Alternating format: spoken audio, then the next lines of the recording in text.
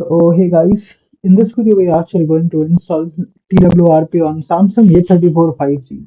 So yeah, listen to it carefully. This is a blank part where I want to let you know that installing this will reset your device and you are going to have to do that because then you won't be able to use your internal storage. Now the other part is you already need to have your bootloader unlocked. So if you don't know how to do that, in my video where I installed UN1CA ROM, I've already explained how to unlock your bootloader in a very good and detailed manner. So I'd like you to check it out and then follow up the video from there. So here you have the TWRP file and I'll recommend you to go and download it from there. So here we have two files, which is the TWRP file and another is the Disabled Vbmeta, which will prevent your device from boot looping. So I'll provide the link for these files in the description. And what you need on the other hand is the Odin file, which you can download it from SAMFW. So in the Odin file, what you have to do is you have to actually go in there and you have to put your device into the download mode. So I'll explain you what the process is. You have to turn your device off and you have to take your USB cable that you have connected to your PC and just plug it in while holding, pressing and holding the volume up and down button at the same time. So once that's done, what you have to do is you have to select your AP and in the AP you have to go and put in your TWRP file and in the user data you have to put in the patched VB file.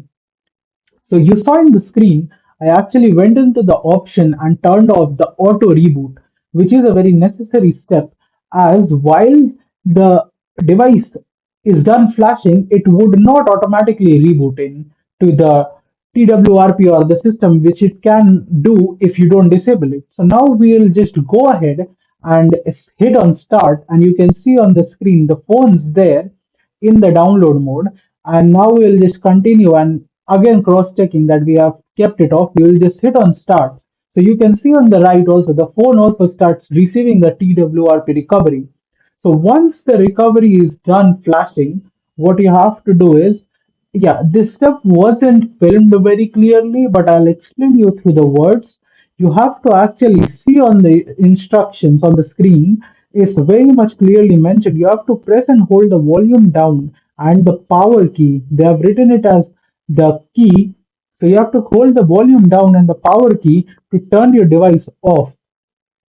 The moment your device goes off, you have to immediately switch your hand from your volume down and power key to volume up and power key, which will enable your device to actually have, more like force it to reboot into recovery rather than going into the system, which will have issue if you are on a stock ROM. If you are on a stock ROM, what it will do, it will just reflash the stock recovery and tell you to format your device. So as you can see, my device went off and I immediately switched my hand from the volume down to volume up and it booted up in the TWRP recovery.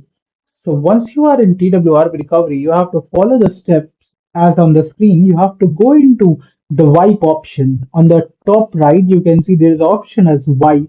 You have to go in there and you have to click on that and you have to swipe to wipe. When you will try to do that, you will see there will be a failed as on the top left, and this is because your internal storage is not mounted. You go into format data and there you have to write there yes, and that will actually unmount your storage and wipe your entire device. Here your data will be lost, so make sure you have a backup. Now once that's done, you can actually perform a factory reset.